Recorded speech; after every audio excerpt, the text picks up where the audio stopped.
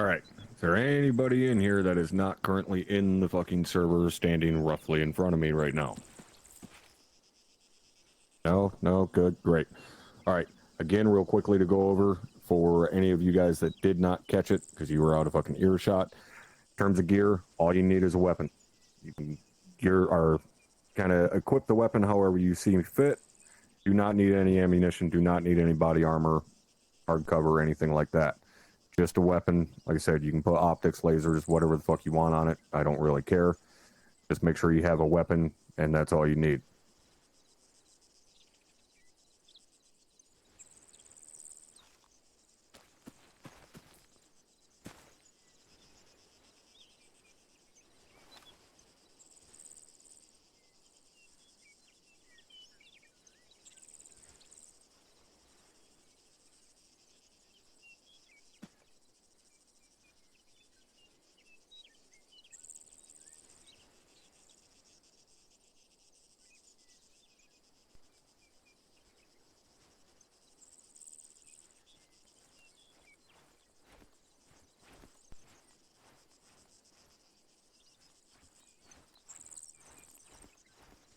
All right, we're gonna get this rolling here. Before we really get into it, some basic housekeeping shit to go over here real quick. Some, if not most of you, have had me as an instructor at some point in time or another. There's probably a decent few of you at the same time that have no fucking clue who I am. That's perfectly fine, understandable. UCS is a little bit different than most other classes that we do here, i.e., specifically recruit training and OSUT. When OSUT was basically rewritten a few years ago, I had to pack as much information into that class in the time that I had, i.e., 4 days, essentially a couple hours in 4 days. So there's a lot of shit that is thrown at you guys over that 4-day period. You're not expected to retain every single little bit of it. It's not really feasible. It's to get you to a passing level to where you can go into further on training specifically with your team and your squad and build upon what you are able to retain from OSUT. UCS is where we take specifically that portion of day 2, sometimes day 3 if we run over, of not only close quarters, but more specifically urban combat, and kind of hone in on that. Now, the reason this class was created is because urban combat and close quarters combat is the most difficult thing that we can do. So it was decided that we would create an entire class dedicated to that. Not necessarily to put you guys through the motions per se, but more so to put you in the correct mindset to go through the motions yourselves. So that is why you're not carrying ammunition. We're not going to be doing any shooting today. I know that may be a bit of a bummer, but at the end of the day, again, this is kind of like OSUT. I had to be able to pack a large amount of experience into a very short class, i.e. a 2 to 3 hour class. You're talking about trying to teach someone something that takes weeks, months, years to learn. So we're not going to be shooting anything. Pulling the virtual trigger in Arma is the easiest thing that we do. The difficult thing is making decisions. How to look at a situation, read that situation, and make an educated decision based off of that situation. That's the most difficult thing to do. My goal is to essentially teach you guys how to read those situations and how to come to not only a relatively quick, but an educated decision. All right. Any action is better than no action, but making the right decision or the right action does take time. But the more knowledge you have going into it, the quicker you can make that decision. Okay. Some people don't necessarily like using the phrase, adding more tools to your toolbox because, as the great Clint Smith says, toolboxes are unorganized chaos. Mine's not. I literally work out of a toolbox every single fucking day. I know where every single one of my tools are. That's the way this class is. Okay, yes, I'm going to be throwing multiple different ways of handling situations at you. But if you pay attention and you listen, you can organize that toolbox. so that when that situation does arise, you can reach for that specific tool and be able to handle it. Is this making sense to everybody so far? Yes, Sergeant. Yes, Sergeant. All right. So this class is not necessarily less formal, if you will, than say OSUD or recruit training, stuff like that. But at this point, you guys are unit members. Okay. I'm not going to be fucking yelling at you or shit like that. Okay. We're going to joke. We're going to have some fun. I'm going to bust your guys' balls when you do stupid shit and so on. Don't take it personally, just like OSUD, but it's a little more laid back. Okay. So I am also going to be asking you guys questions. I'm going to be asking your opinions. Silence isn't an opinion. Everybody has an opinion on fucking everything. I don't care if you think it's stupid. If it is stupid, I want you to say that opinion so that we can change that opinion and make it not stupid. Okay, that's the whole point of this class, is for you guys to learn. So if you say, well, you should go left because of X, Y, and Z, we're going to break that decision down and talk about what's good, what's bad, what we can change, so on. All right, sound good to everybody? Cool. Yes, sir. Yes, Master. All right, go ahead and follow me. We're going to head inside here.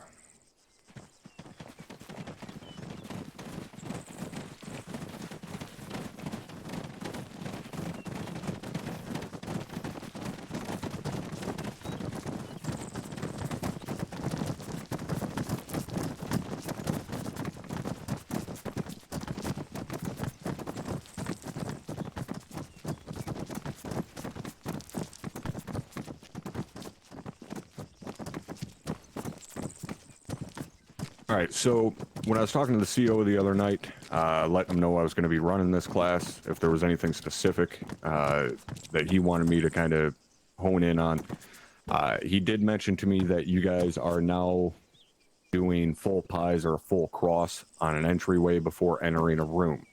All right, everybody understand what I'm talking about when I say full pie or a full cross? Yes, sir. So that's being taught that way from here on out. That's perfectly fine. It's something I agree with for the most part. One thing I will point out to you, anything that I teach you here, anything that you've learned previous, whether it be real life military experience, law enforcement experience, if you're a Saturday LARPer, whatever, doesn't matter.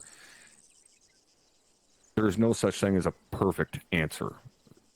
Everything is met TC. Everything is situationally dependent. There's good things, there's bad things. There's nothing wrong with learning a new way of doing something. You should always be a lifelong student in everything, okay? So just because I tell you to do something one way doesn't mean it's the only fucking way to do it. So for example, doing a full pie or a full cross on an entry point, that is 100% viable 80% of the time. So main thing I use to determine whether or not I'm going to do a full pie, or like I keep saying, a full cross as we were taught it, is the size of the opening.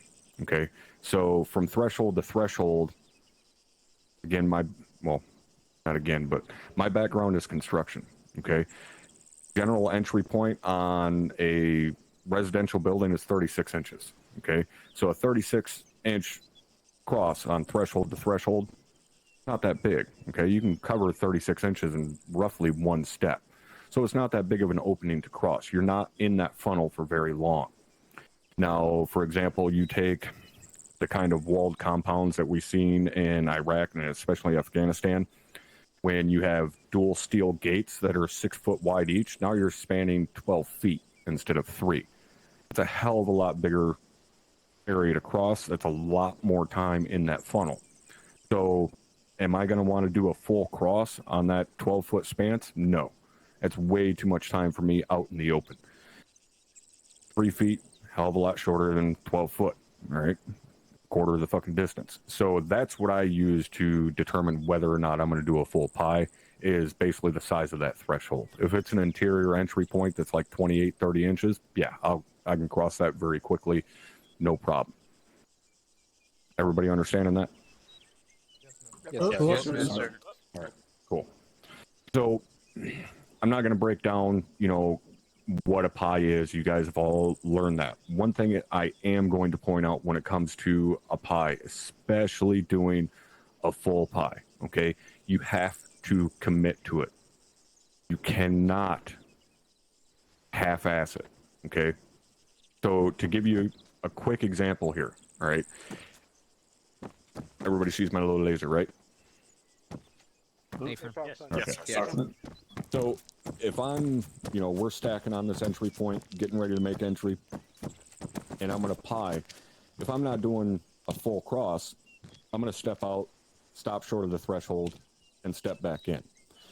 If I'm doing a full pie, I'm going all the way across just like this, okay? Now, what happens more often on a full pie, some guys do it as well, just doing a regular pie, they'll get to about here, short of the threshold, and then they'll just stop here. No, that's not the point of a pie. You're in and out of that funnel, okay? So when you come out on a pie, you stop, go back in immediately. Okay, you don't stop and hang out for a second and get a nice mental image. You get a second out there, and that's it. You come back in. Now, when it comes to a full pie, at no point in time am I ever going to stop moving across this area. Even if I get to here and there's a shooter right there where my laser is, I'm going to engage and continue my movement across. Now, you notice when I'm leaning, I'm moving slower. If I engage, I get rid of that lean so I can get across that opening. I'm not going to stop here and then try and double back. I'm continuing my movement. Okay, now in real life, that's even more important because you're just continuing the momentum that you're already carrying in your body. Especially when you're in full battle rattle and shit, you try and stop on a dime and turn around and go back, you're fucked. You have to continue your movement. In this, very much so the same case. Obviously, it's not as drastic as real life, but you also don't have nearly the fine motor control in game as what you do in real life. So mainly what I'm driving home here is when doing a full pie, commit to that movement. Don't half-ass it. Don't stop partway through that pie to engage. Don't stop and go back because you started getting engaged. Clear that fucking funnel. Is everybody clear on that? Whoop. All right. Let's head outside.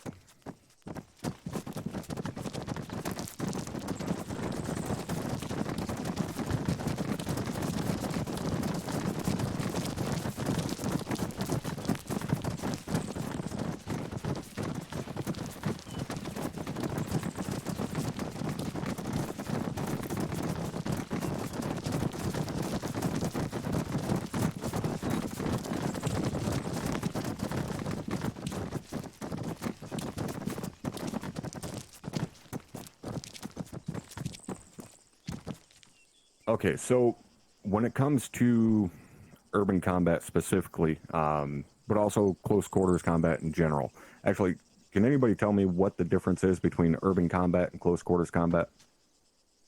What do you guys think? The space you're working in? What's that? The space you're working in? How so? Urban combat is in building, close proximity, and then just regular close quarters combat can be out in the open or anything. Sorry, urban combat's the holistic concept of just working in an urbanized area, whereas CQP is the more tactical specific. Okay. You guys are basically on the right track, if you will. Easiest way of thinking about it, okay, urban combat, you're in an urban environment. You're in a town, village, city, so on. Close quarters combat can be conducted anywhere, okay? Close quarters combat can be conducted in a fucking forest, okay? If you have a densely populated forest with sight lines at 20 meters, that's close quarters fucking combat. Okay, so a lot of times people use the terms interchangeably of close quarters combat and urban combat.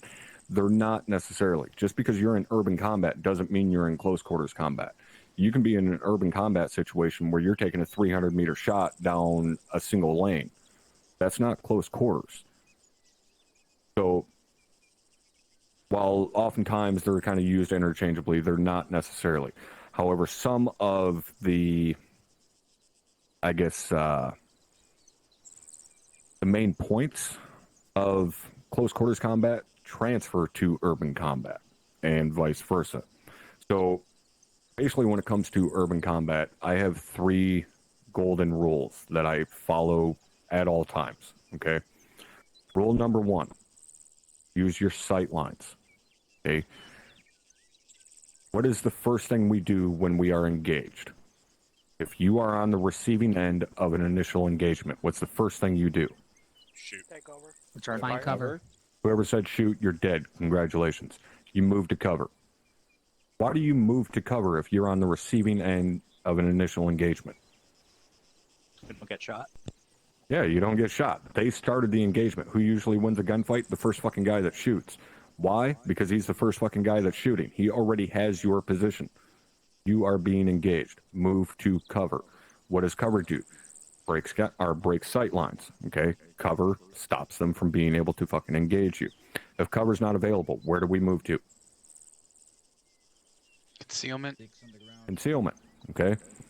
What is there an overabundance of in an urban environment? Cover and concealment. Walls. Cover. Okay? So in an urban environment, you start getting engaged. First thing you're going to do is move to cover. If no cover is available, then you're going to move to concealment. If concealment's not available, what do we usually do? Get down on the ground. All right, we get down on the ground. What else? Smoke. Shoot back. Right? We create our own concealment via smoke. That's basically the order that you follow when you are engaged. Move to cover. If cover is not available, you move to concealment. If concealment is not available, you put your dick in the dirt and create your own concealment. Again, what is there an overabundance of in an urban environment? Cover. Cover. Stop throwing fucking smoke in town. It is completely pointless. You break their sight lines by moving to cover. There are very limited instances in which you should be using smoke in an urban environment, and we will talk about those. But when operating in an urban environment, if being done properly, if you throw smoke, you're fucking over the people that are trying to cover you. As a former weapon squad leader, I fucking despised when guys would throw smoke in an urban environment rather than move to cover. They'd sit out there with their ass in the wind, in the open, rather than moving to cover and let my machine guns do their work. No, they'd blind them instead. Then nobody could fucking do anything. Make use of your sight lines. Rule number 1. Move to fucking cover. Rule number 2.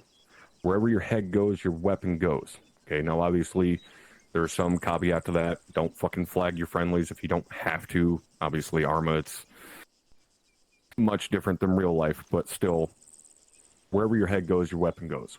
Why? Urban combat, again, oftentimes is close quarters combat.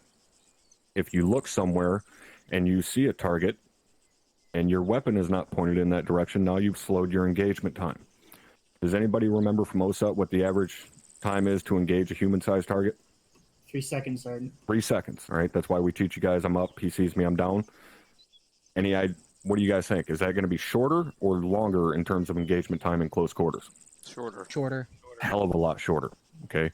So you've got to lessen your engagement time to keep up with the enemy. So wherever your head goes, your weapon goes. That's rule number 2. Rule number 3 is a bit of a cheat, okay? I'm 100% honest. It's a cheat. Move ready to fight. Everybody know what I'm talking about when I say combat pace. Oh, Yes, anybody unclear as to what I'm talking about when I say combat pace? Or what we often refer to as weapon up? All right, good. So weapon up, in your shoulder, ready to engage. For the same reasons as rule number 2. Lessens your engagement time. Now, that is specifically used for high threat environments. Okay, we have high threat environments, we have low threat environments. Okay, what would you guys say is an example of a low threat environment? Rolling hills, open fields. Yeah, Or maybe. Have not been engaged yet in the area. Haven't been engaged yet in the area. All right. area that's already been cleared. Area that's already been cleared by friendlies. Affirm. Those are good examples of a low threat environment. You're moving through an area that you haven't been engaged in somewhat. Okay. More specifically, yeah, areas that friendlies have already cleared through. That I would deem a low threat environment. So I'm not going to be moving at a combat pace in a low threat environment. There's no need to. High threat environment, everywhere else. That's how I break it up. Low threat environment is where friendlies have already cleared. High threat environment is everywhere else. When it comes to urban areas specifically, I'm talking about here. Obviously, I'm not running through a fucking wheat field with my weapon up in my shoulder unless for some unknown reason I just get in some good arm, exercises that day. But to bring it back to actual reality, again, it's a video game. We can keep that weapon up there all fucking day long. You can be slinging around a 24-pound fucking 249 all goddamn day, fully loaded, ready to rock and roll, and have it up in your shoulder, no problem. Your arms are never going to get tired. You're never going to drop that weapon. It's a little cheat, like I said, but we're going to use it. So that's rule number 3.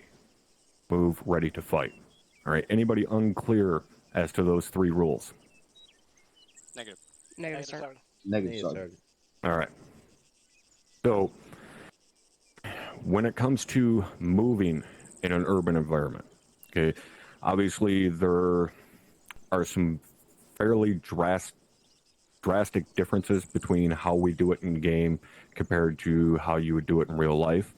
A lot of that is due to lack of manpower. Okay, a lot of the urban environments that we clear in Arma with essentially a platoon, basically a oversized platoon, those would be handled by a full company size element, 3 rifle platoons and supporting assets, because you would have just like normal assaulting elements, right? You got your base, you got your security, and you've got your assault element. It works the same way, scaled up to a company level.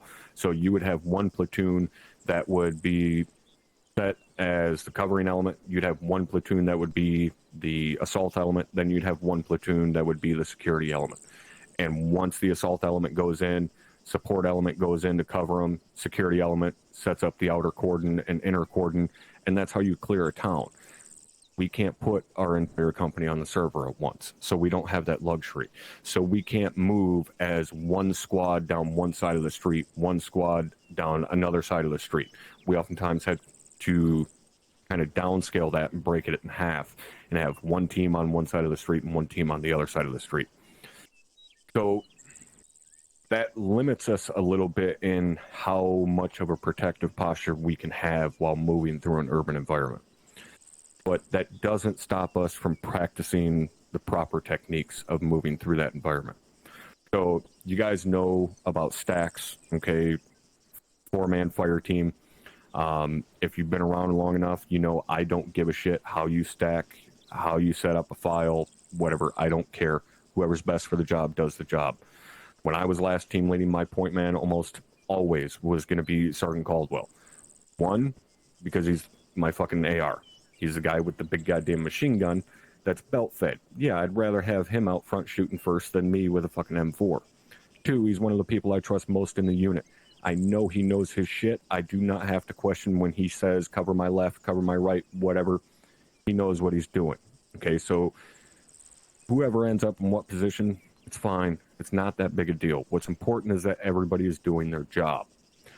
So when we are in a quote-unquote stack or a file, as it is when we're traveling down a street, like this street, for example. Obviously, we're going to move along the walls. Arma's not like real life. You can move along the fucking walls. It doesn't matter. When we're moving along those walls, we're going to, have 4 guys in a file. All right? So, real quickly here, 4 of you, go ahead and get up against that wall. Now, as this formation would be traveling, okay? You guys think you're good to travel as you are?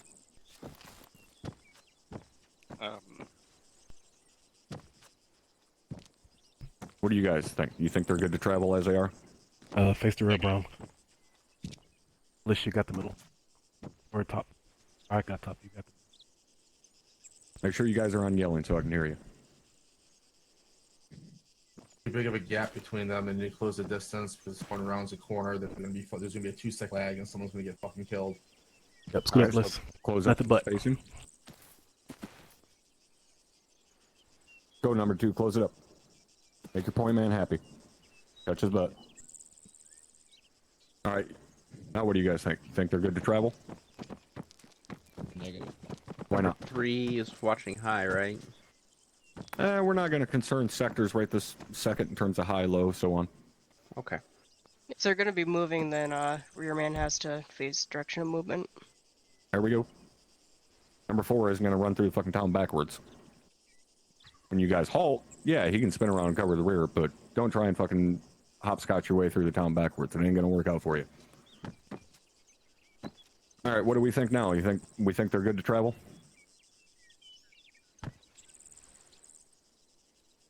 Yes, sir. Yeah? Yeah, I think so. They're pretty good. All right. So now, let's break down sectors. Okay, obviously point man's covering front. 2's covering off of his shoulder. Where's 3 going to cover off of 2? Out or high. I don't know where they are in the city. Well, Contextual. more specifically, rather than elevation, I want longitude. All right, left or right. Where's he going to cover off of number 2? Out. Left. Out, right? Right. He's going to cover off of 2 shoulders. Where's 4 going to cover? Off of 3 shoulder. Okay. Basically, you're just creating kind of a little clamshell with a semi-forward face. Okay. 4 is not, like I said, he's not going to be running backwards. He's basically going to be covering fucking 10 o'clock of 3. All right. So they're going to travel like this. Now, like I said, if they stop, then they pick up like normal. 2 stays at 10 o'clock. 3 is going to pick up 9. 4 is going to pick up 6. Fairly simple. Now, when it comes to elevation, all right, if doing this like normal, they got a team on the other side of the street, obviously they're not going to be fucking pointing the rifles at the side of their buddies' heads. They're going to be covering high. All right, you're going to be covering over top of the team opposite of them. Same thing for the team that would be behind us on the opposite wall. They're going to cover the high for these guys. All right, pretty simple concept, right? Everybody understanding that? Yes, sir. Yes, Yes, sir. sir. Okay. So, this obviously is a very long lane. All right, you'll hear me say that phrase a lot, of lane, okay? Shortened from killing lane, okay? Lanes are dangerous as fuck, LDAs, all right? Linear danger areas. Urban combat is all about angles. All about the fucking angles. So, when you're on a straight angle like this, it can be very fucking dangerous. So say these guys are traveling down this lane and they get engaged from down there at the 4-way fucking intersection by a PK. What's the first thing they do? Get off the street. Find Keep cover. cover. Right, get the fuck off the street, get to cover, okay? They're up against a fucking block wall. How are they going to get to cover? Go Pop over the that wall. bitch. Over the wall. Go over the wall. Go over the fucking wall, right? So, anybody think going over the wall is a bad idea? Not necessarily the best idea. In that situation, that's the fucking best course of action. You What's deal with the known threat. There we go. Known versus unknown, yeah. Known versus unknown, okay? We always combat the known threat first. Why? Because you can't combat an unknown threat. It's that simple. I mean, you can prepare for an unknown threat, but you can't directly combat it. You have to combat the known threat versus the unknown. What you currently know is that there is a machine gun 75 meters down the road shooting at you. What you don't know is what's on the other side of that wall. There could be an entire fucking platoon of enemy infantry on the other side of that wall. It's possible. Odin himself could throw a fucking lightning bolt down here too. You don't fucking know. We can't combat the unknown threat, so we're going to deal with the known threat. So they start getting engaged down the street. We're going to get off that goddamn street by any means necessary. Whether that means jumping the wall, going through the gate, shooting out a fucking front window of a storefront, whatever. Get off the street, okay? What are they not going to do? Return fire. Return fire. What are they also not going to do? Lay down. Throw smoke. Pop smoke. Lay down, throw smoke, okay? They're not going to stop and try and see where the fucking gunfire is coming from. That is one of the biggest mistakes that guys make all the damn time. And I get it. I understand it. You want to be able to find, fix, flank, eliminate. That's what we fucking do. You want to be able to find that target. You can't find, fix, or eliminate shit when you're dead in the street.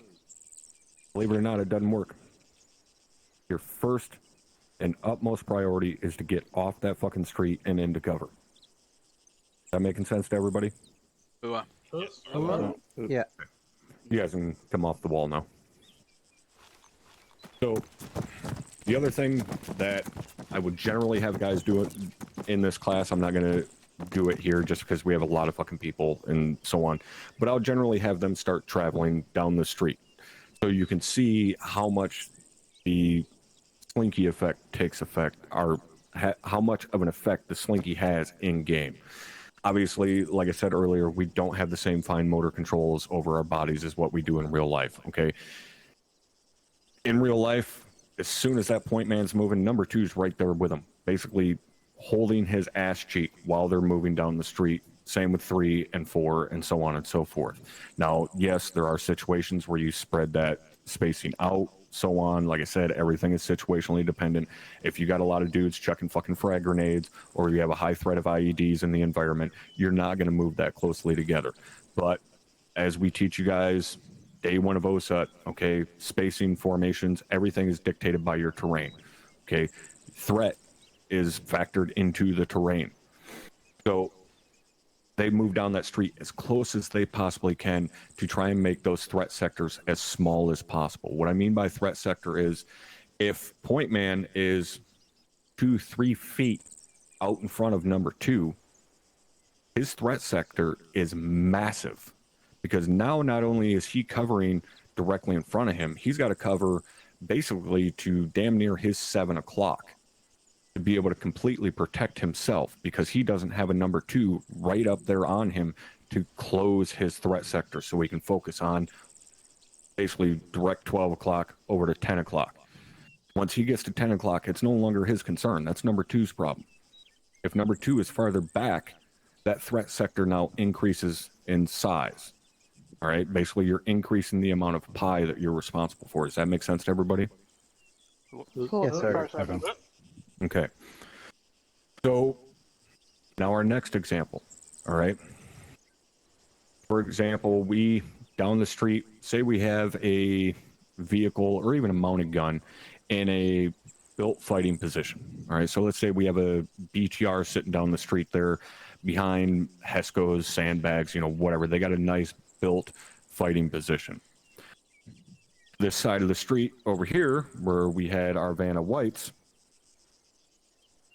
doesn't have cover beyond that point. So they can only get 30 meters up the road here. They can't engage the vehicle because it's behind cover. But on the left side of the road, they've got perfectly good cover all the way up behind the vehicle. What do you guys think is the course of action to take there? Radio the other team is side of the road. All right. Find a different route to take. All right, find a new route, radio another element to move and take care of the threat. Both viable options, okay? What do you guys think happens more often than both of those options? They smoke and move. Yep. Nope. They move up to the corner of the cover there, and then they peek out looking directly at the BTR and try and take an AT-4 shot and end up hitting the Hesco and missing. And then the guy that takes the AT-4 shot, as well as his buddy that was over top of his shoulder, giving him the range, both get shot in the face by a 14-7. Ask me how I know. That's correct, because I've been here almost 7 years.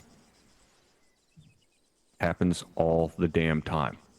Guys are way too gung-ho about getting that kill. You know where the BTR cannot cause any harm to you whatsoever? Behind cover.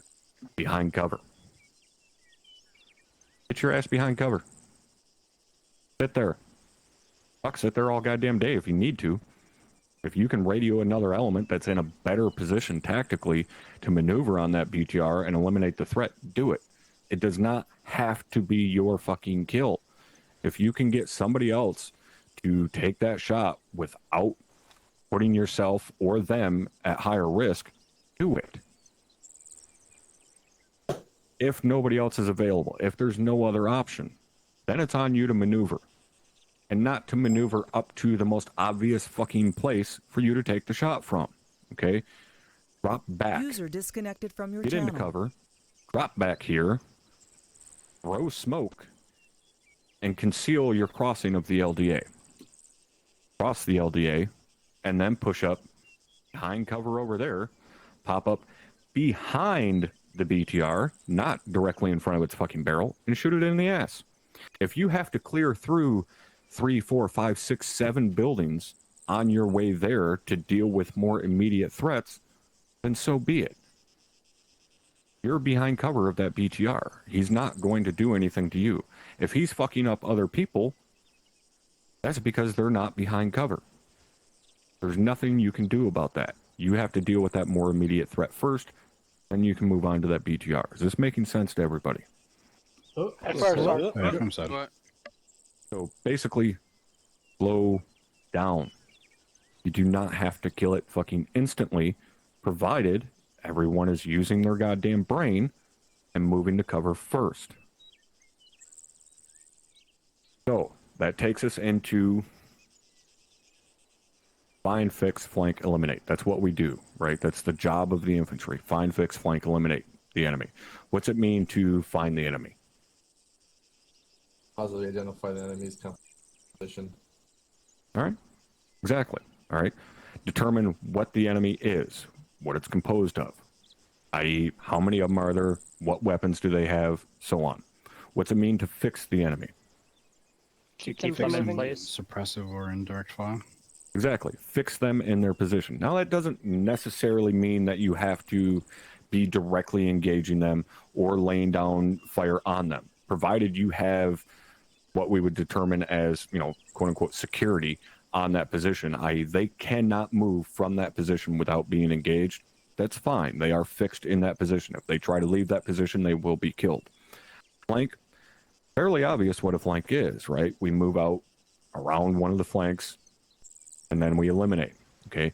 One thing I want to point out here, though, and this is something you guys are going to be going over in your FTX cycle as a direct fucking request to me. A flank is not moving 10 meters to the right of your support element and then pushing forward. It's not a fucking flank, okay? A flank completely breaks contact, both physical and visual. If you don't break visual contact on a fucking flank, it is pointless. You didn't achieve anything. The whole point of a flank is to move out of visual contact to the enemy so they don't know where and when you're going to pop up. If you're in their sight line the entire goddamn time, it's like playing whack-a-mole when the fucking mole is retarded. Don't do it.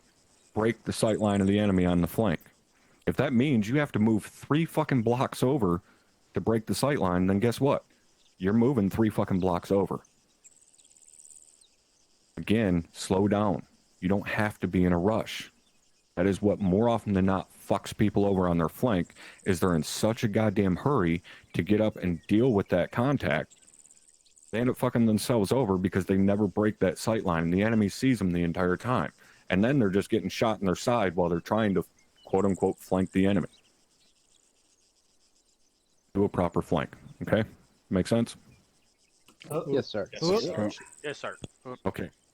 So, while we're in the process, and we've already alluded to this a little bit, while we're in the process of finding, fixing, flanking, and eliminating the enemy, okay, they were, moving through this town.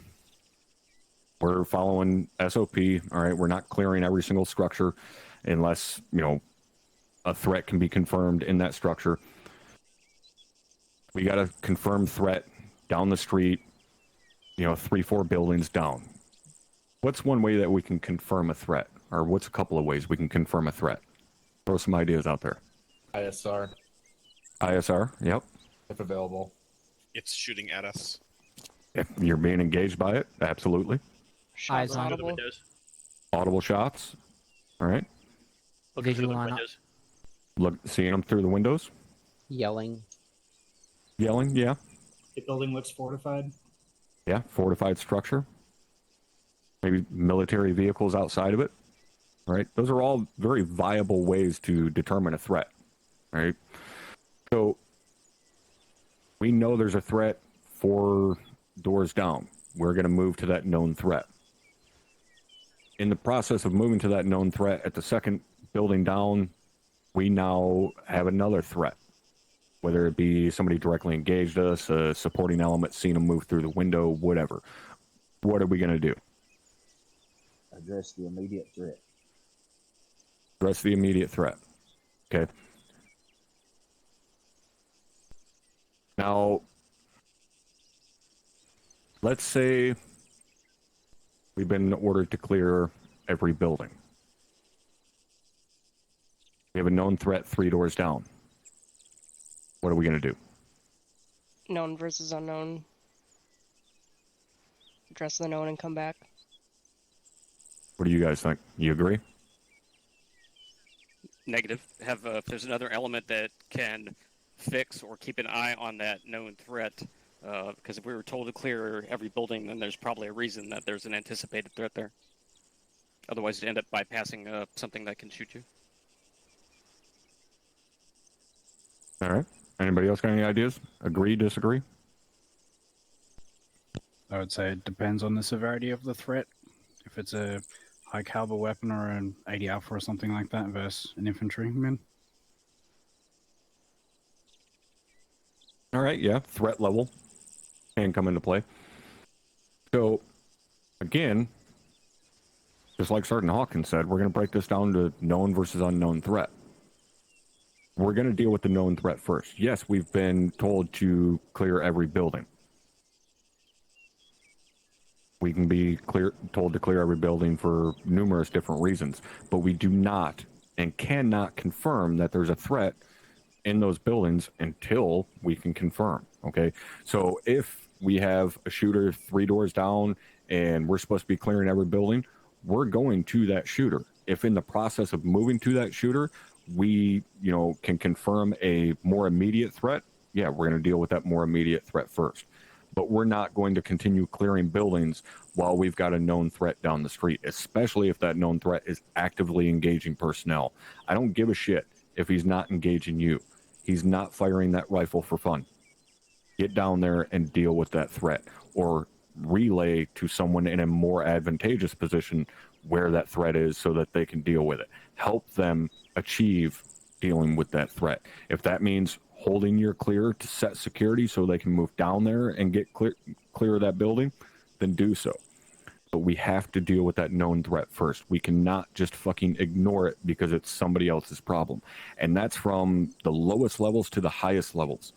Just because you're private bootfuck rifleman that's been in the unit 3 days doesn't mean you can't call out, hey, there's a shooter, 200 meters to our east, or whatever the fuck the situation is, and get that to your team leader. And team leaders, you have to relay that fucking information to your squad leader and let them know, hey, we have a threat over here, we need to go deal with it. Squad leaders, you need to fucking understand that your team leaders are the ones that make the biggest impact on the battle space, way more so than the task force commander does.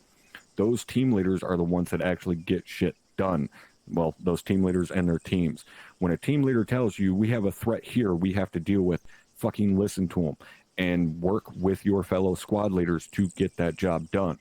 If you as a squad leader who has more information on the overall battle space than what your team leader does knows that there is another element in a better position to take care of it, then relay that fucking information and then put yourself in a position to aid that other element.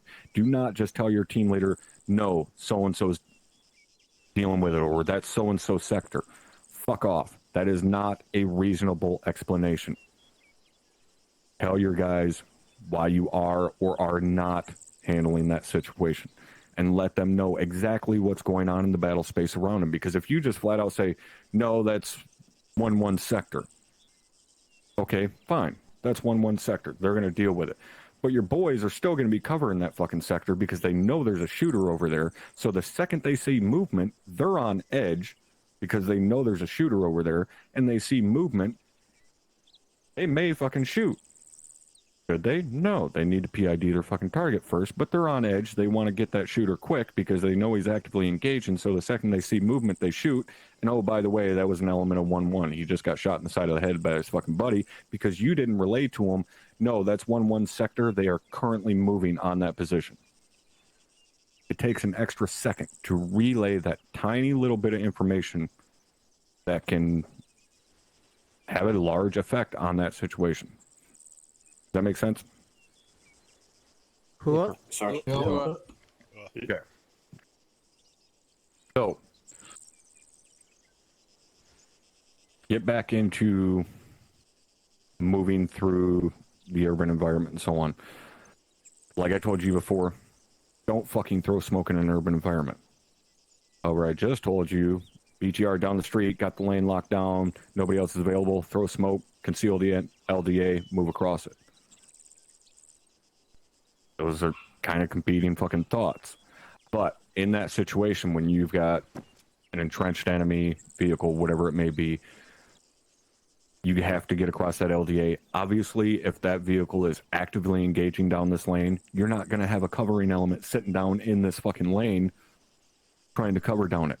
You need to cross it, throw smoke, get across it, and move. Hopefully, in that situation, the support element, i.e. the weapons element, are already fucking maneuvering to take the shot on that vehicle or whatever may need to be done. But in that situation, absolutely, throw fucking smoke, get across that LDA. When you throw the smoke, what's the next thing you should do? You throw the smoke, what do you do next? Move. Wait for it to deploy. Wait for the bill based off wind. There you go. Wait. Don't throw your fucking smoke and then move. Defeats the whole damn purpose. Throw the smoke. Wait for it to fully plume and completely conceal the LDA. And when I say completely, I mean you can't look down the fucking road and see the threat anymore. And then you cross. If that means, you know, somebody's fucking waiting an extra 20 seconds, so goddamn be it. They're going to be waiting a whole hell of a lot longer if you try and cross the street and get fucking kneecapped trying to cross the street. And now somebody's got to throw more smoke. Get the street completely concealed again. Then they got to fucking send somebody out there to drag your dumbass off the street. And then the medic's got to work on you, so on and so forth, right? Again, it boils down to slow down. Do it proper the first time. It'll be a hell of a lot faster. Make sense to everybody? Yes, sir. Okay. So, next thing we're going to talk about is actually clearing. Now, we already talked about, you know, pieing and so on. And again, you know, stacks. I'm not going to go over all of that in terms of stacking up and, you know, who goes where in a stack and who's throwing the grenade, all of that shit. I'm not going through all of that, okay? Although, I will say, the more you do it, yes, the faster you get at it, the more you do it with, you know, the same people every time, you get much quicker at it. You know, like very quickly, examples, you know, if I'm operating with someone like Sergeant Caldwell, like Sergeant Hammersmain, like the CO, we've all worked together a lot. Okay, I've been playing Arma with Sergeant Hammersmain again for almost 7 years now.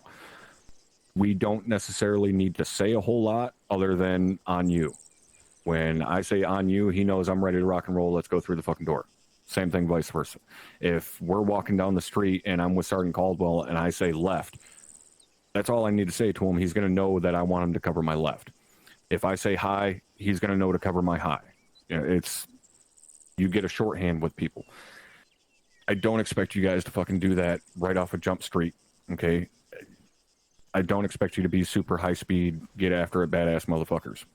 But I'm also not going to go through and break down every single step of breaching and clearing a fucking building with you guys. We ain't got that kind of time. What we are going to talk about is the mindset going into making entry on a building and making entry on a compound, and how we break down that building and determine how we're going to handle it before we ever even step foot into it. Okay, so first one we're going to talk about right over here. Now, real quickly, Is there anybody that is unclear what I'm talking about when I talk about using Ace Interact to open doors? Is there anybody that doesn't know what that is? No, everybody's good on that. Okay. The reason I bring that up, okay, somewhat on these gates, but more specifically on entry doors, especially when I'm talking about cargo houses. Everybody know what I mean when I say cargo house? Those little green or tan fucking buildings that have one little window in the front right corner. Actually, I think there's window on both sides. I can't remember now. Okay, those buildings specifically are fucking notorious for getting guys shot in the funnel. Why? Because they'll walk up the steps and open the door while they're standing right in front of it, because they're just walking up and hitting space and opening the door. And the door opens and there's fucking Durka standing in front of him with a PK, and he gets shot in the dick by 762. You guys ever seen like high-speed fucking police motherfuckers serve a felony warrant? When they knock on the door, say, "This is so-and-so police, we have a warrant for your arrest." Where do they knock on the door from? The side of the door. The side. Okay. You have any idea why they knock on the door from the side? They can Just in step to case, the uh, side. Get shot through the door. Right. You can be shot through the door. Anybody ever seen the movie Wind River? Yes. Right? Taylor Sheridan wrote it. Had fucking Hawkeye and Scarlet Witch in it and shit. All right, there's a scene. She's supposed to be some FBI agent. She walks up to the fucking job site trailer. If you don't know what a job site trailer is, it's a little shitty one or single wide fucking trailer that we use on job sites for construction. She walks up to a job site trailer right in front of the door, knocks on the door. What's the next thing that happens? 12 gauge fucking buckshot right through the door into her vest. Don't stand in front of a door to open. Stand off to the side. Again, especially those little cargo houses. You can stand off to the side of one of those, use your Ace Interact from a distance and open that door like you're reaching over the railing, grabbing the handle and flinging the door open. Okay? Make use of that. It will save your ass many a time. Use your Ace Interact to open doors and stand off to the side of those doors. All right, does that make sense to everybody? Yep. So, this compound specifically. Now, I know we don't see a lot of compounds like this per se in ARMA unless it's something custom built. When I built this training ground, I built it off of what I was used to, what I was trained on. Mainly because this is what we were seeing a lot. Again, Middle Eastern conflict, we see a lot of walled compounds. Obviously, they're not block walled or more mud hut, but we see a lot of walled compounds. The reason I decided to bring that over into ARMA is because walled compounds like this with structures, and especially multiple structures, which is often what we've seen over there. You have multi-family structures and shit all within a single walled compound. They are incredibly difficult to clear. The reason they're incredibly difficult to clear is because there's so many goddamn hides. So that is why I brought it over to this.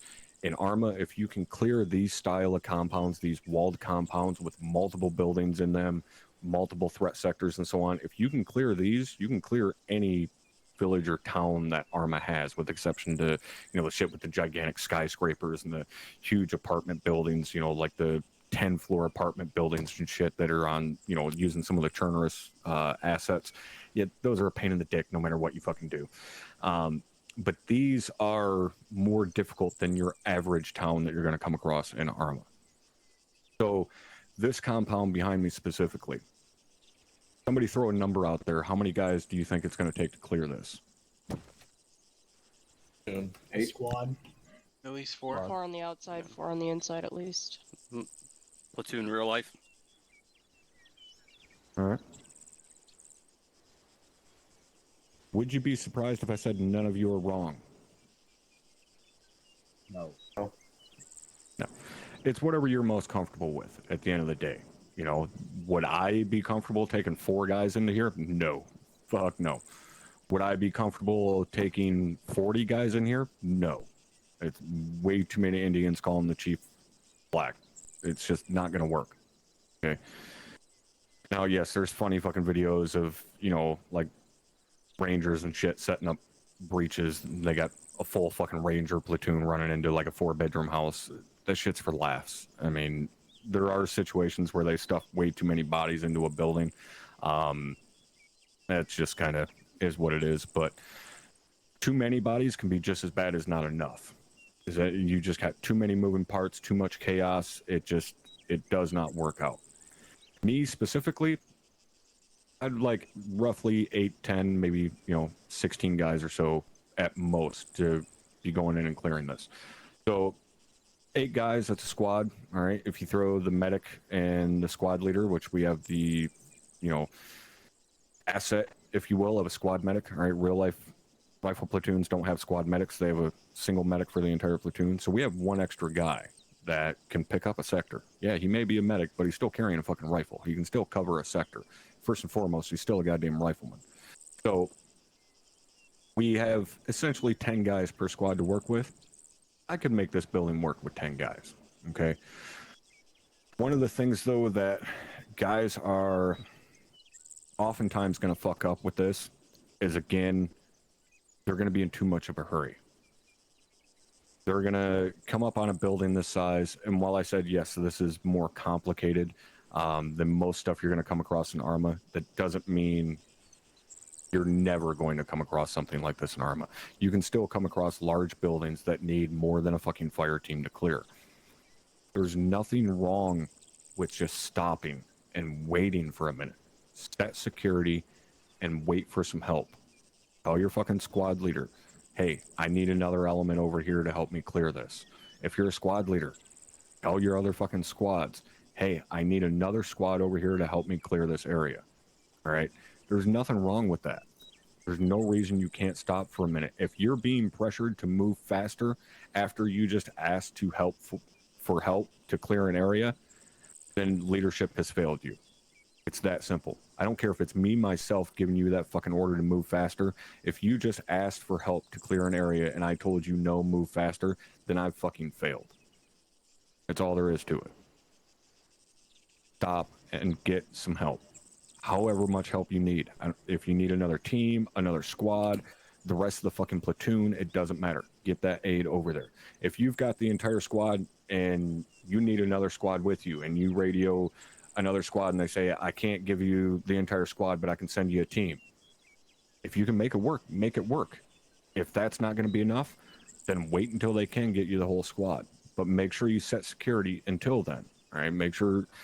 Obviously, you're not just going to fucking stand there with your dick in your hand. You still need to do your job. You still need to cover your sectors. But don't just go rushing in there if you don't feel you have enough people. Everybody understanding that? All right. Let's everybody step inside the wall here.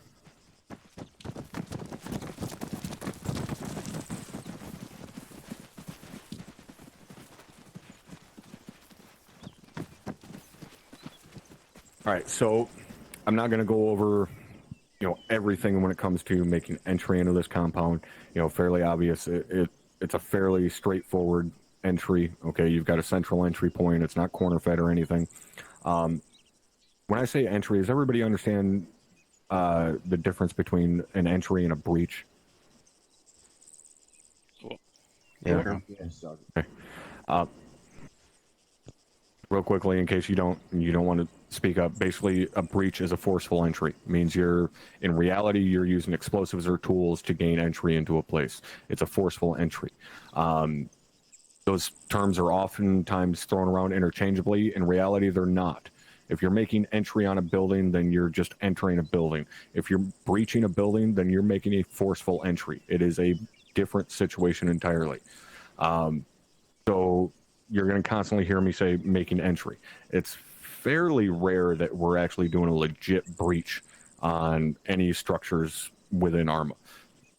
There are times where, we will use a breaching charge to make dynamic entry on a walled compound or something. We'll take down a chunk of wall or, there are obviously outliers there, but again, it's fairly rare that you're actually doing a legitimate breach on any type of structure. So, like I said, this is fairly straightforward, central fed, quote unquote room, if you will. It's a big fucking square. Guys come in, you got your corner guys 1 and 2. They come in, do your sweeps. All right. Anybody not aware of what primary and secondary sweeps are for corner guys? Everybody aware? All right. Everybody remembers near, far, center, far. Okay.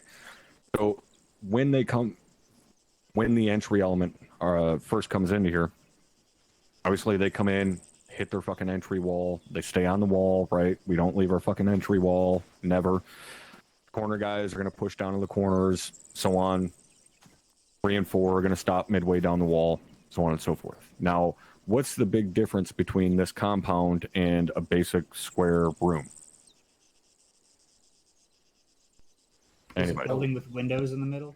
There's a big fucking building in the middle of it, right? That's what we would consider a rather large hide. Hides are a problem, okay? So when I talk about the corner guys coming in, primary sweep, secondary sweep, right, near, far, center, far, okay? Primary sweep, you're clearing your primary area, okay? That's your immediate threats. Near, that's your near corner. First thing you're checking. Far corner, center of the room, okay? This is obviously a little bit different. Your secondary sweep is when you're clearing your hides. Okay, so real quickly to kind of run you guys through that. If I am the number 1 guy coming in and I'm going into the right corner here, where's the first area I'm going to clear? Your immediate right. Right? Corner. I'm clearing that corner first. What's the second area I'm going to clear? Far corner. Far corner. Where's my far corner? Well, you can only see up to like halfway up the wall.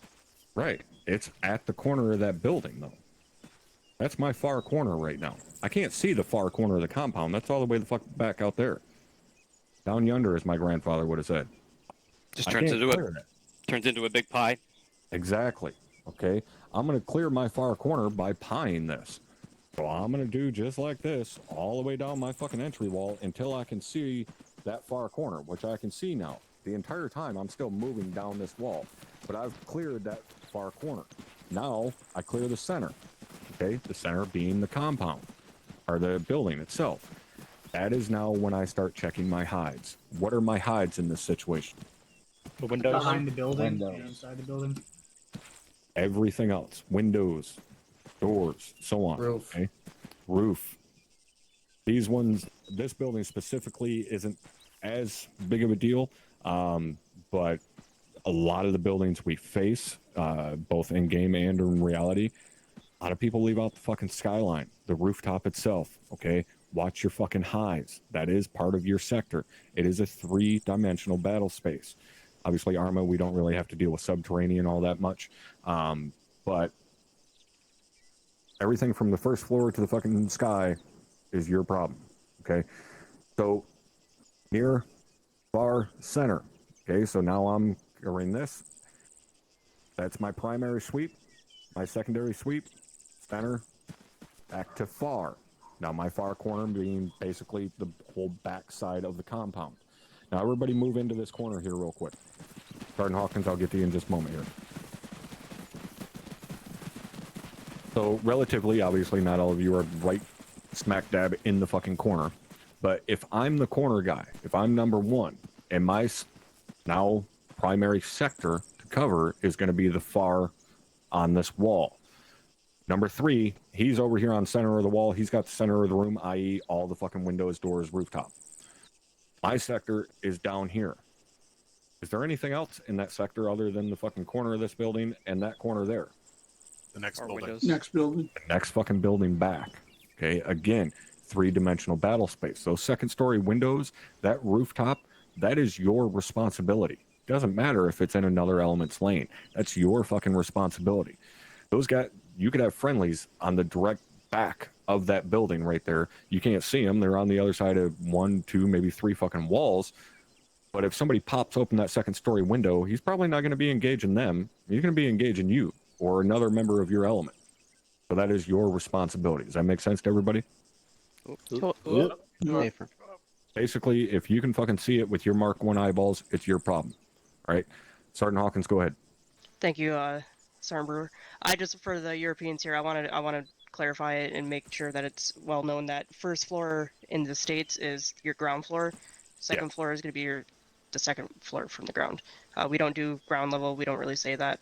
So first floor always means the floor on the ground. That's all I had. Thank you. Yeah, and that's actually a good distinction to make. So obviously 2 and 4, they're doing the exact same thing over on the other side of the entry point. And, you know, obviously everybody's just fucking mirroring each other. So say we were coming into this compound with a full squad, essentially a 10-man element, okay? First 4 guys have made entry into the compound. What do you think is going to be their next move?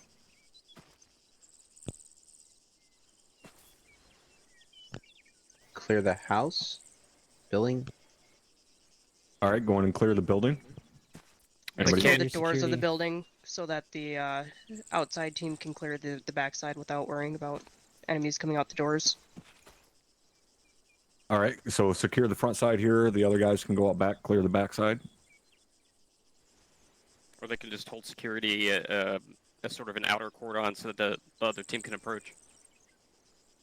All right, so just kind of set security on the front side, let the other team come in, go straight for the entry point on the building. Well, I mean, the team would be covering those back windows, the windows in the building, the hide, as they approach. Okay. So, where are the first 4 guys right now? They're all on the entry wall, correct?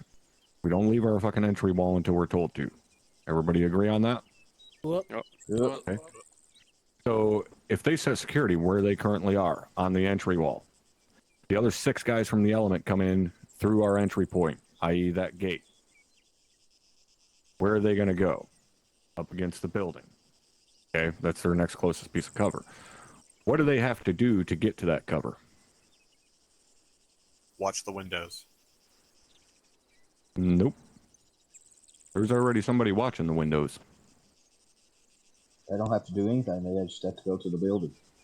No, they definitely got to do something. They got to cross the firing lines of at least 2 rifles.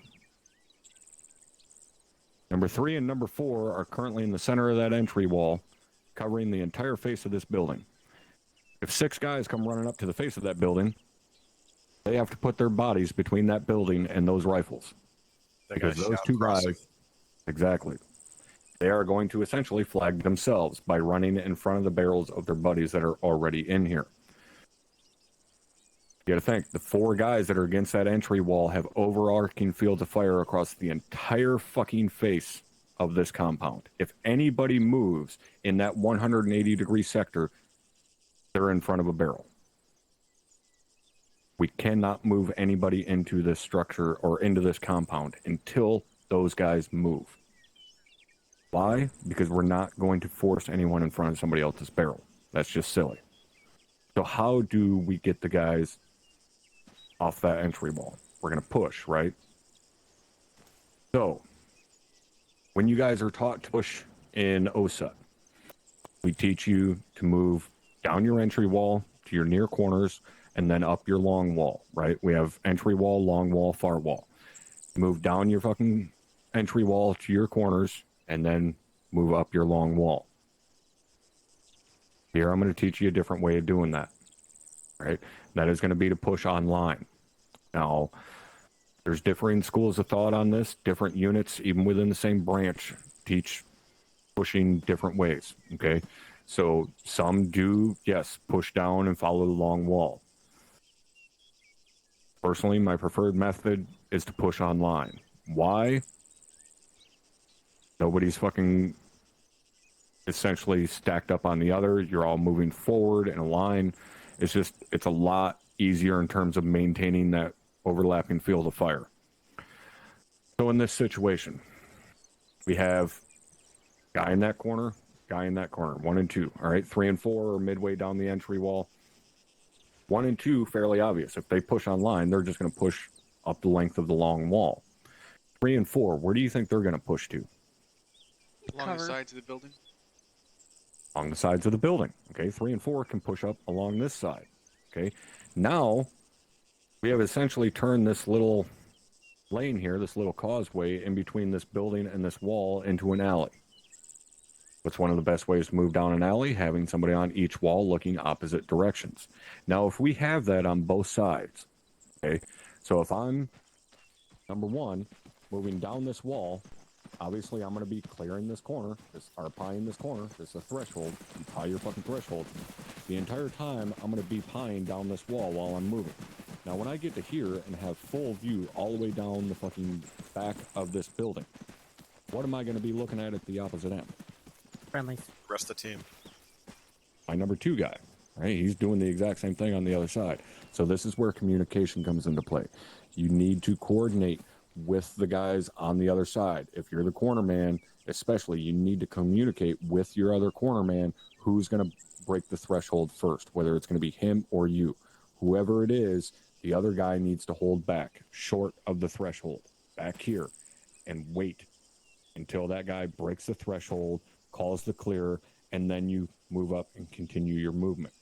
Now, number 3, who's on that corner, okay? If Hawkins is number 3 covering opposite of me, where do you guys think she's going to move when she hits the corner of that building?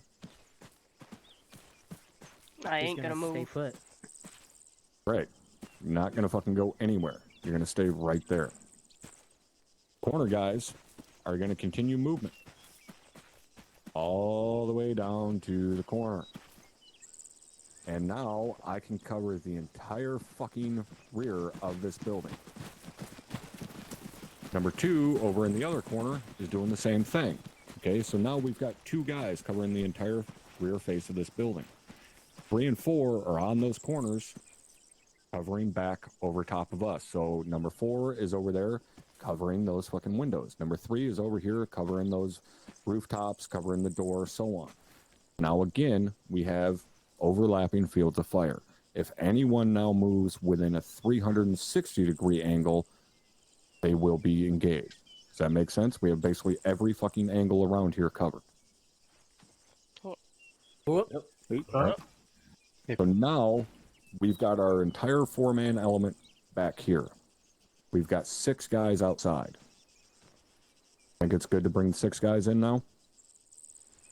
Hey, firm. Hey, firm. Pretty much. All right, so now we bring, well, first we're going to bring 4-man element in. That's going to be our entry element. Those 4 guys are going to come in and basically go through the exact same steps that the first 4-man element did, with the exception of they don't have to secure the far corner. They know the far corner is clear because they already have an element in here that secured it. So when the corner guys come in, they don't have to break that threshold there. So let's go back out front here.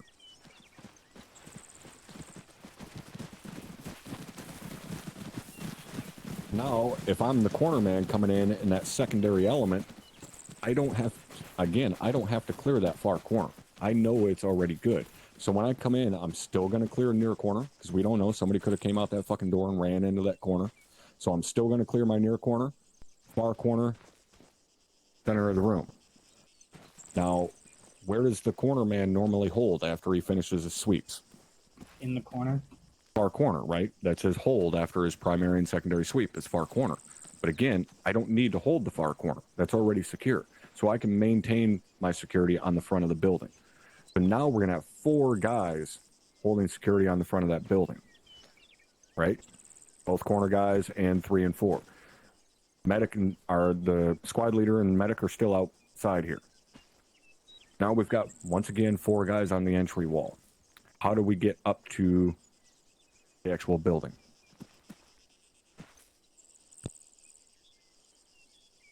What's everybody think? How do we move online? I think the outside can move up to the corners of the building and then move along the face of the wall, while the inside cornermen shift their fire to avoid crossing over friendlies. Okay. Anybody else got any ideas? Move online. Inline. We can move online, yeah. So, my preferred method is not necessarily all that far off from what Sergeant Hawkins is saying, but the opposite. Reason being, the guys furthest out, they have the most distance to cover. So I want them to move first. I want them to get off the entry wall first. They have the most distance to cover. If while traveling an engagement starts, they are the furthest out. They are the ones in most danger. So I'm going to have 1 and 2 move first and get up onto the building. Make sense? Okay, for All right. So, or actually, that was exactly what you said, wasn't it, Hawkins? Or did you say opposite? Yeah, that's okay though. Okay. Either way, yeah. Outside guys move in first. They're the furthest ones away. Once they're in, basically on the building, I should say, not in. Once they're on the quote-unquote entry wall for the building, then the medic and squad leader are going to come in. Okay. Now the 4 guys up here on the building, they're going to go through entry just like normal. Go in, start clearing, so on and so forth. Medic and the squad leader, they can sit out here and maintain security on the front of the building while the guys are clearing, basically following them up the floors if need be. If need be, you can have the squad leader cover the face of the building while the medic covers the entry point. If you've got a high threat outside the entry point that potentially is moving into your area, you can have somebody covering outside while the other person is covering inside. Not saying you send the medic outside the wall, you just have him, covering out the fucking entry point that you just came in. But now that entry team is inside.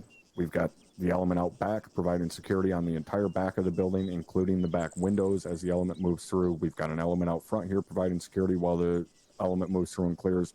They go through, clear, call clear. Back, the guys out back, they break down first, come out, stage, get ready to continue movement. The other element comes out, so on and so forth. Move down the street to your next compound. All right, is that process making sense to everybody? All right. Anybody have any questions on any of it?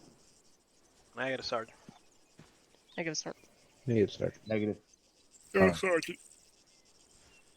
So, as I said, that's not the only way to do it. Okay, there are many different ways you can break down this compound and clear it and so on and so forth. That's just my preferred method of doing it. It doesn't mean it's the perfect way. It's just the way I found works the best so far. All right. Everybody ready to move on? Okay, for Master Sergeant. Let's move.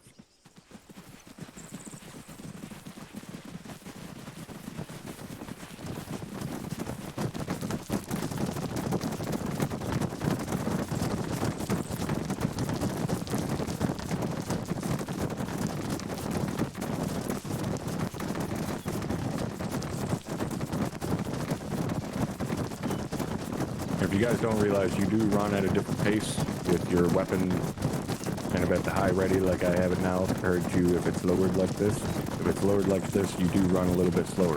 For those of you that do not understand. Not saying that you guys need to run faster, but that's a little fucking thing that you can kind of keep track of. If you've got your weapon lowered and you feel like you're constantly, falling behind and everybody's moving quicker than you, it's because they fucking are.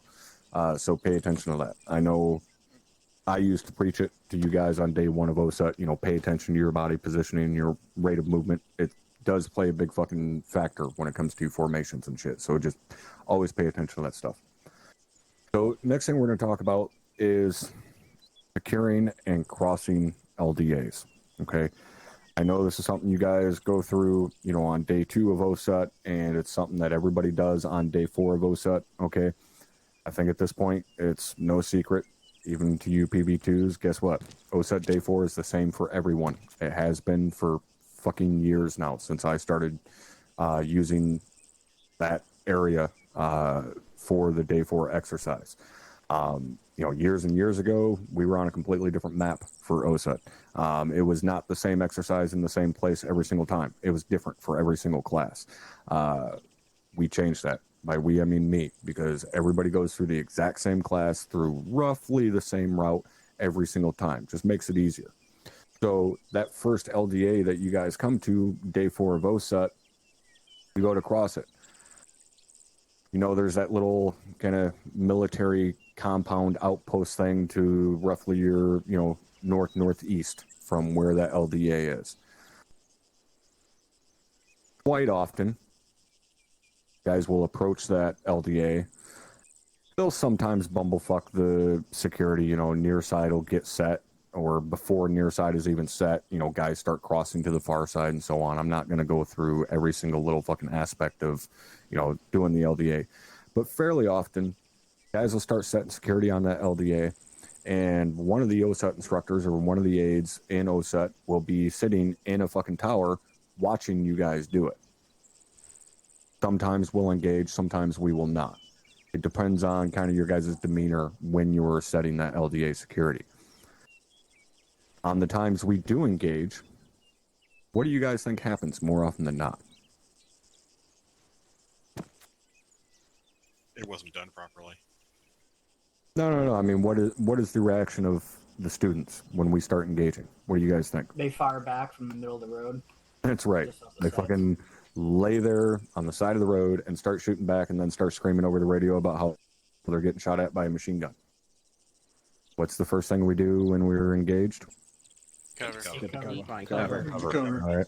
So that still applies when crossing an LDA or setting security for an LDA. If you start being engaged, guess what?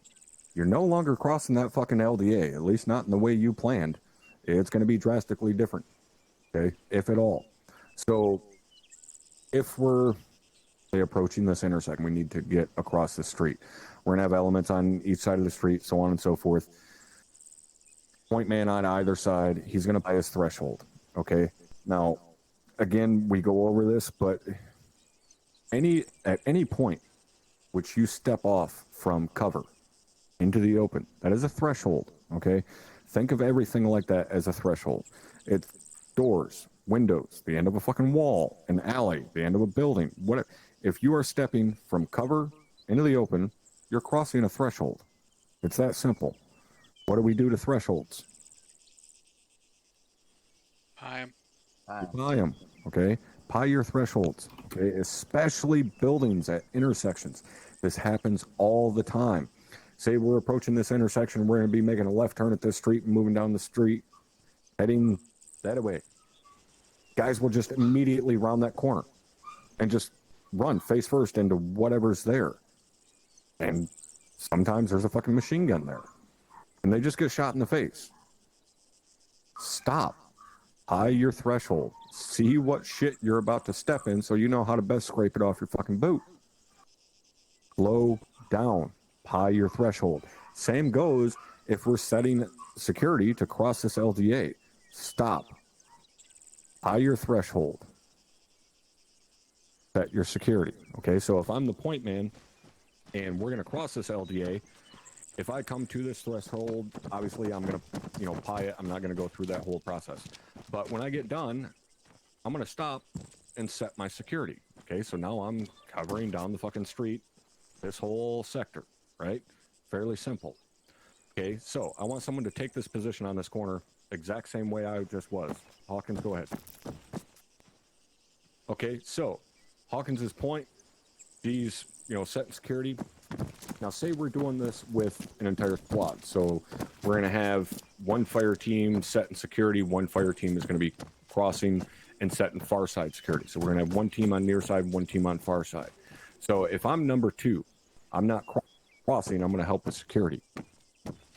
What happens more often than not, and this pisses me the fuck off, and the other person that pisses off a lot is someone you should probably be worried about pissing off because, oh, by the way, it's fucking CO. How do I know it pisses them off? Because I've seen it many a times. Number two is going to do this.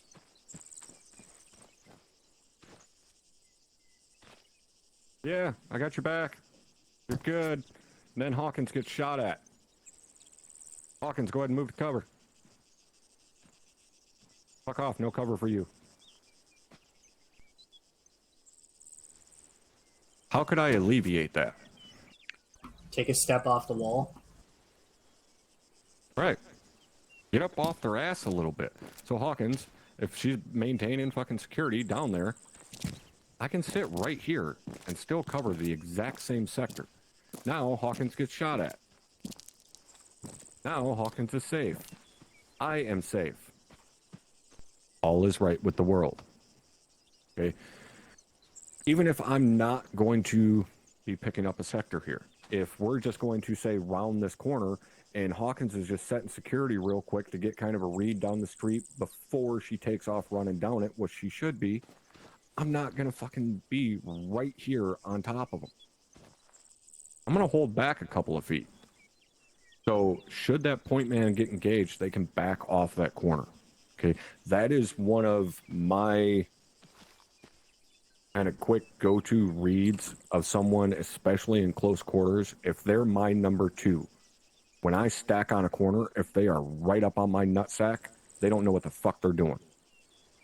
Because if I get shot at peeking around that corner and then try to move back into cover, I'm just running into their ball sack at that point, and there's nothing I can do. I'm going to get shot in the face. And that is absolutely infuriating to have that happen. It's not like real life where if you're number 2, number 1 starts getting shot at, you're going to grab his fucking collar and yank him off that corner. We can't do that shit in Arma, okay? So don't be right on top of him. You can stack 2, 3, 4 people on this corner, all from varying degrees. Hawkins, take your position back up, holding security there. If I'm number 2, I can be stacked on this corner, covering out just like this. I can have a 3rd guy stacked even further back, covering out this way. We can have a 4th guy stacked even further back if we need to, covering out this way.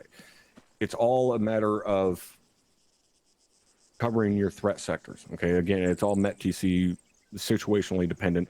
Obviously, I don't want to be standing way the fuck out here in the street if I can help it. But if the situation arises where I can double or triple stack this corner because our only threat sector is in that direction, then yeah, I'll do it. I'll put as many rifles covering that threat sector as I can within reason. Okay, again, don't give me the bullshit about spacing. 1 frag grenade could take all of you out. Yeah, I could become a fucking porn star tomorrow too. We never know. Known threat first, right? Make sense? What? Well, All right. So, main thing again, higher thresholds. When we're setting near side security, okay? Those of you guys going to far side, don't fucking move until near side calls that they're set. If you're the far side element, don't be right up on top of the fucking near side. Hang back, well within cover, wait for that call, and then move. Okay, again, slow it down. You don't have to be across the street 0.5 seconds after they call that the fucking near side is set. It can take some time, okay? It's not supposed to be lightning fast to move an entire goddamn platoon across the street. In reality, that could take a fucking hour if things are clusterfucked enough. Just slow down, right? Get your near side set. Far side, get across. Clear your immediate hides. Do not forget that part, okay? If I'm a far side element and I'm pushing across the street here, there's not necessarily all that many hides per se for the far side to clear. But if there were, holes in the walls or, there wasn't any walls and there's windows and shit, we need to check those hides. Near side, don't get fucking impatient. That far side could be over there for a minute or two clearing those hides. That's fine. Far side, don't get carried away. Don't be pushing 30 fucking meters down the street to clear a quote unquote hide. That's no longer a hide at that point. That is a full on different sector. You need to wait. Hold security on it. Don't go try and clear it. Does that make sense? All right. So we get our near side set. We get our far side set. Element pushes across. Now, in terms of who's covering what sectors, okay, I'm not going to break down every single sector to cover when, setting up security on an intersection like this. Basic rule of thumb is someone's not looking that direction, you should be. It's that simple. If you're looking the same direction as somebody else, one of you is fucking wrong, probably both of you. Pick up a sector, cover it as best you can. You're never going to have 100% full 360-degree security with no possibility of ever getting shot in an urban environment. It's not possible. That's why this is the most dangerous thing we do, okay? So, next thing we're going to talk about here when it comes to LDAs is flowing an LDA. Anybody ever heard that before, to flow an LDA? Negative. Okay. Long, what about you? I know you do a lot of CQC shit. You understand what I'm talking about when I say flowing an LDA? Are we scrolling the road on this? Is that what you mean by that? I might know by different terminology. Basically, we set one security guy flow past the LDA and keep rotating out the point man. Yeah, it's similar to scroll the road. Scroll the road, yep. So basically, scroll the road as you guys know it, or flow as we were taught it. Basically, you're constantly rotating the point man. It is a technique to maintain relative security on LDAs while still being able to travel quickly. So it's not necessarily something we're going to use in a high threat environment or a low threat environment. I guess it would be kind of more of a moderate threat environment, if you will. So a good example is if we're, back there 2-3 buildings and we've got a shooter that's down here on the other side of the street and all these gates are open, or, we've got multiple alleyways and shit like that, we need to flow to that known threat. Okay, basically we need to move quickly to that threat, but we still need to maintain security because all of this shit between us and him is unknown threats. So we're going to flow LDAs to that threat. So basically what that's going to consist of is point man is going to get to a threshold and they're going to set security facing down that threshold, just like Hawkins is here. Point man's going to hit that corner, set security, and he's going to call, move, cross, travel, whatever he's going to call, all right? Or he might just say, fucking go ahead, whatever it may be. Number 2 is not going to immediately cross because there is a possibility of there being a threat down there. So you're still going to move rather quickly, but 2 is going to hang back, and the rest of the element's going to hang back for just a second for point man to clear it, say move. Number 2 is going to cross, 3 is going to cross, 4 is going to cross, all within very short succession of each other. You're not going to be necessarily right on top of each other, but at the same time, you're not going to. Number 3 isn't going to wait for 2 to get all the way across that LDA. He's going to wait until he's about midpoint, and then he's immediately moving. Once 4 crosses, he's calling last man. Point man is not waiting for 4 to get all the way across that LDA. He's going to wait for him to get halfway or so, and then he's going to start moving. Now number 2 is the new point man. Same thing over again. He's going to get to the next threshold, security, tell him to go, and they're just going to keep flowing across LDAs, and you're just rotating the point man every single LDA you get to. All right, is this making sense to everybody?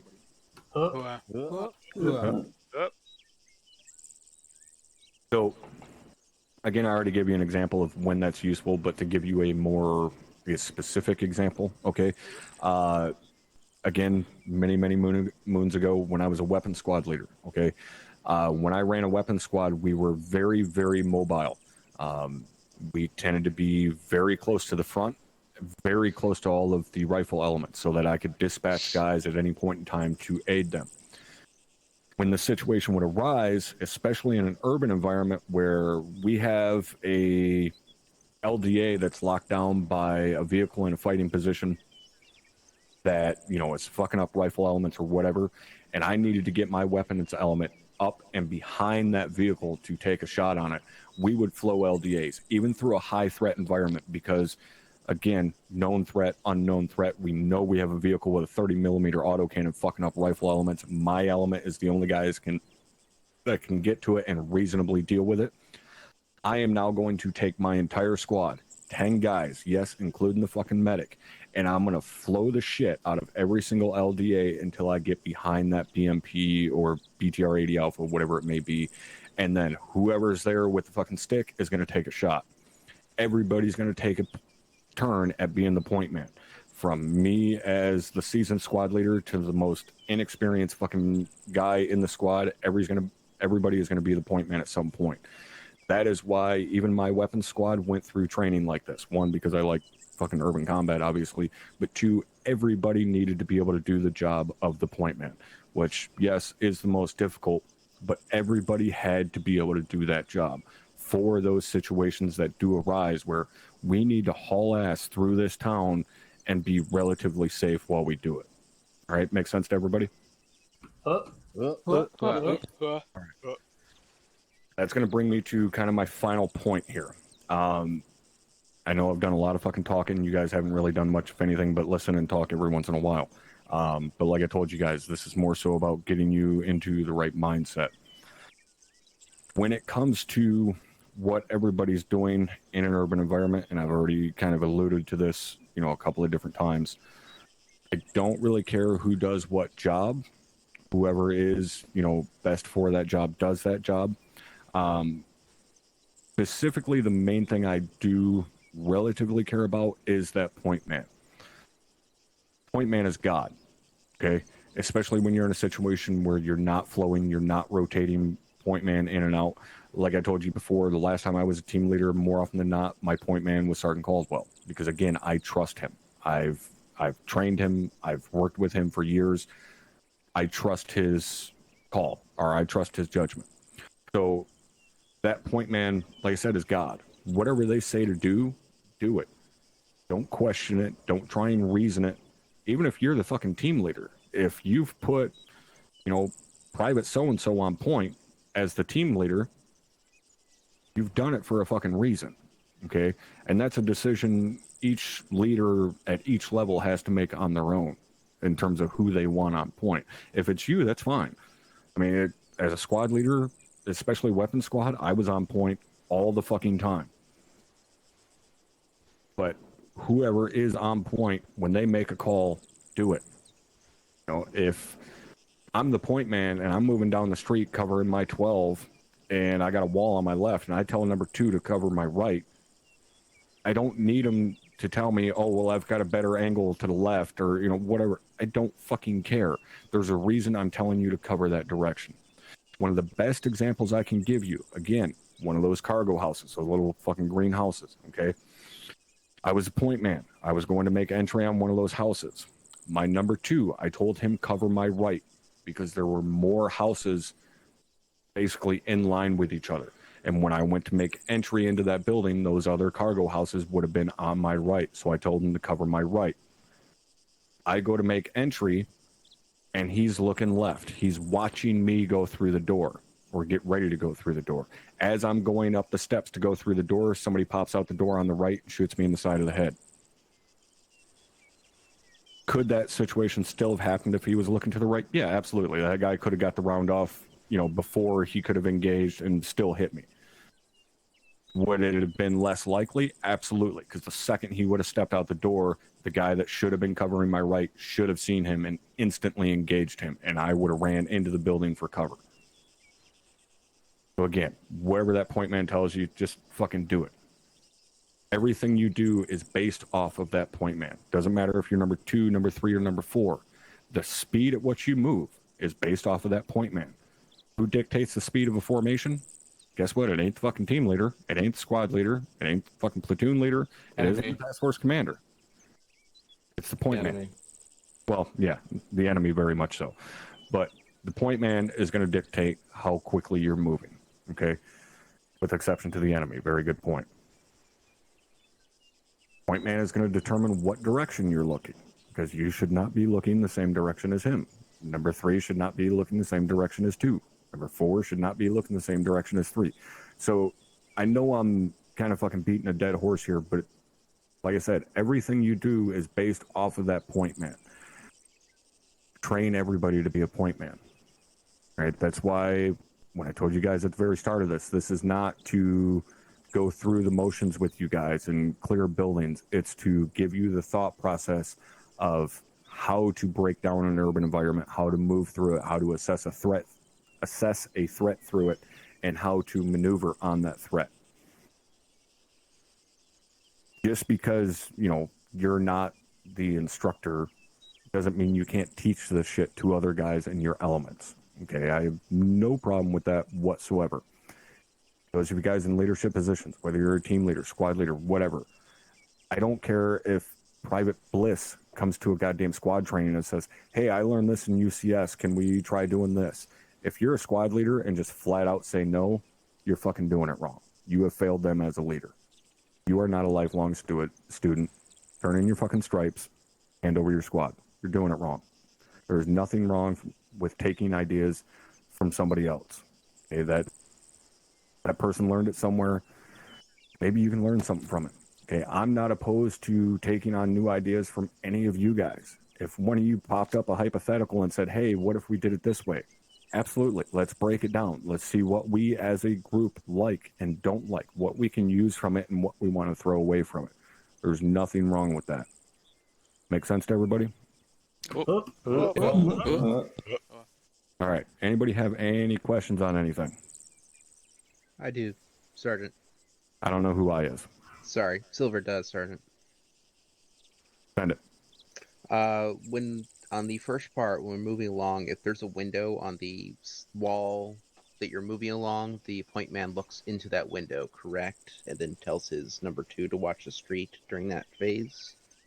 Yeah, I mean, you're in that situation, you're crossing a threshold. So in my eyes, I'm going to pie that window, or even if it's just an opening from, the wall being broken, whatever. I'm going to pie that. So if I'm moving down this wall and there's a hole right here and I go to pie it, right? I'm going to be stepping out here and pieing that. Number 2, he now has to pick up the sector direct front. So if I'm standing here, how's number 2 going to cover the front? Is he going to be sitting here like this? Negative. He's going to step out off the wall. He's going to step out with me. Okay, and that is another area where, guys can make a mistake, is that point man will, come across the threshold and start pieing it. And if I'm the point man, I'll try to go low so that number 2 can go over top of me and still maintain that sector without having to step out. Obviously, that's not always possible. That's not necessarily always advised. You have to have quite a bit of trust in your number 2 to go low like that and kind of give him free reign to shoot right over top of your head. You have to have a lot of faith in him and in yourself to not step up into a fucking bullet. But the safer way is number 2 steps out off the wall with you, maintains security to the front. Make sense to everybody? It's similar to the body block technique. Yep, 100%. Anybody else got any questions? Negative. Negative. Nope. Good. Great. All right. Like I said, this isn't to take you guys through the actions. I mean, I know some of you just standing here with a fucking rifle in your hand feeling like a dope. If you found it boring, apologies. It is what it is. Hopefully you guys have learned a little bit from this. At least some kernel of fucking, knowledge that you can carry on to somewhere else. One thing I am going to point out to you guys, and I'm going to kind of call them out here a little bit. Long and I have spoke at quite great lengths about CQC. He is 100% someone that I trust in terms of, knowledge and decisions to be made in that situation. If you do have questions on CQC, obviously I'm not here all that often. I work a lot nowadays. If you do have questions on CQC, speak to Specialist Long. He is very much so of the same mindset on a lot of situations as what I am. Talk to him, see what he thinks about it, so on and so forth, provided he's okay with that, which I'm going to guess he is because he likes talking about the shit as much as I do. That's where you say, yeah, please talk to me about it. No, what I was going to say is keep in mind what Master Sergeant Brewer goes over is a lot, is the whole piece of the pie, right? All this is good shit for one reason, because he's talking about fighting and all this. I tend to go into intricacies, the angles. Like, I have a saying, like, CQB is a deadly geometry, and he went over the angles, right? He went over talking about the sight lines. There's a lot of things in this game this unit can do where you can actually you can dictate your stack, how a team flows based off anatomy of rooms, based off how you guys cover each other, based off you enter rooms. But besides that, like, this is a very informative fucking class when it encompasses everything. So thank you, Sergeant Brewer. And one thing to keep in mind, guys, as I said earlier, this is something that is basically truncating what the Army takes a few weeks to do if you're lucky enough to go to Campbell, to the new Urban Warfare Center that they built down there, which I actually got to help partially build, which was pretty cool. But they spend weeks doing that. If you're in, some special units, you get to spend years doing it. I was lucky enough, some of the guys that trained me have spent a lifetime doing it. There's no such thing as perfection in urban combat. You are never going to be perfect. No matter what you do, you can always improve. So don't be afraid to, in your own time, learn more. Watch fucking YouTube videos, okay? Some of the most high-speed guys on the goddamn planet now make YouTube videos about how to clear a room, about footwork. Okay, that's one of the things I preach. If you watch some of the most high-speed guys on the planet, they look like fucking professional dancers. The way they move their feet, it all starts from the ground up.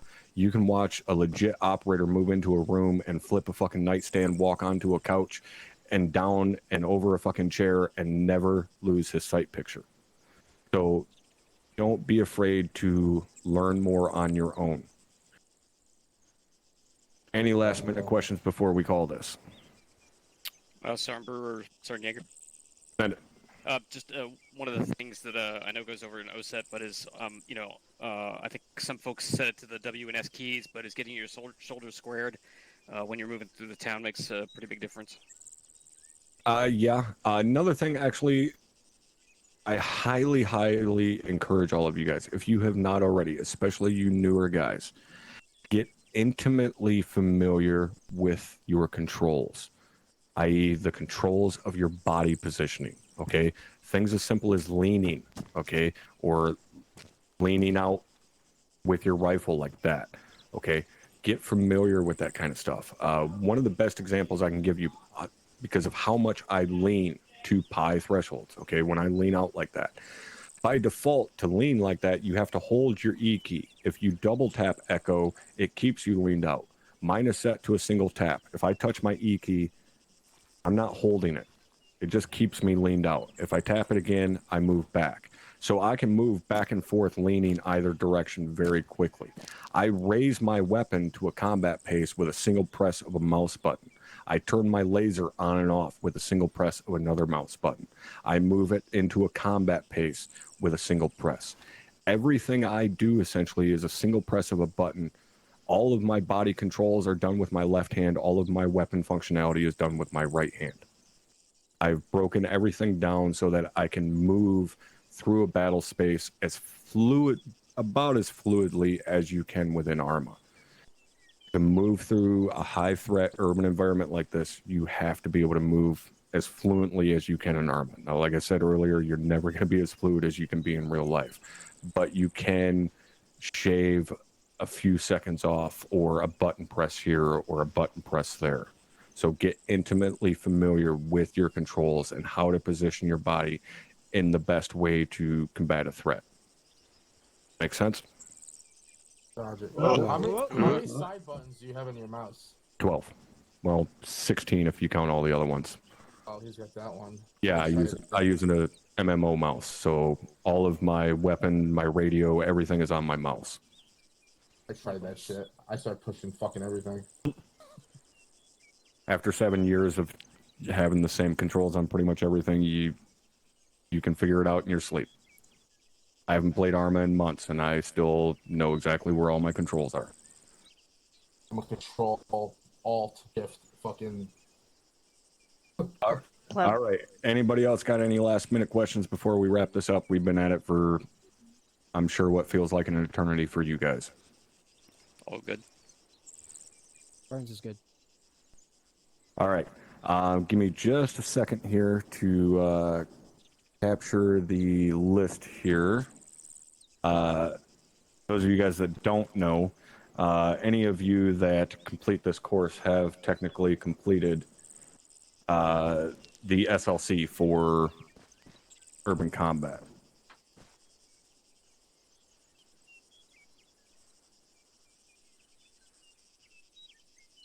All right, we got that.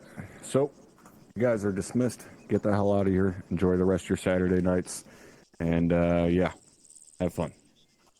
Whoop. User left your channel. User disconnected from your channel. User disconnected from your channel. User left your I channel. want to show himself.